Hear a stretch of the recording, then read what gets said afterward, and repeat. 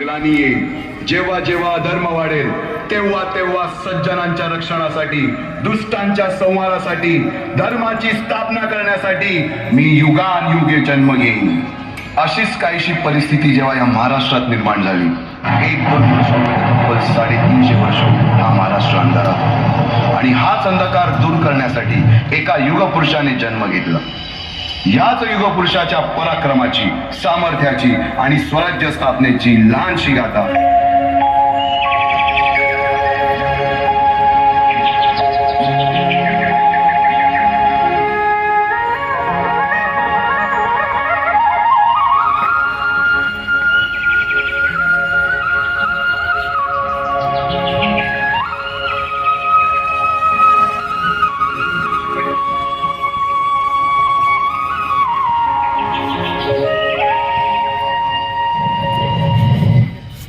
महाराष्ट्र असा सुखाने नांदत असताना एक दुष्ट कालयवनाची वक्रदृष्टी महाराष्ट्रावर.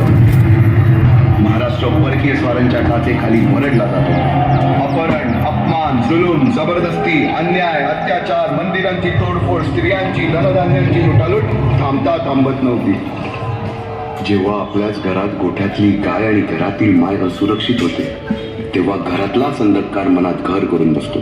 अशा वेळी साधू, संत, लहान, थोर, लेकी, बाई अवघा महाराष्ट्र देवाला गाराणं घालतो. अरे जेजुरीच्या खंडोबा, पंढरपूरच्या खंडोबा, तुळजापूरच्या भवानी आई, दार उघड, दार उघड आई, दार उघड. सरते शेवटी देवानं गाराणं ऐकलंच. शालिवन शके 1551 शुक्ल नाम संवत्सर, उत्तरायण शिशिर ऋतू, फाल्गुन वद्य तृतीयेला सायंकाळी शुभ लग्न उदित असता कलियुगातील नरसिंहाचा ग्रहमंडलातील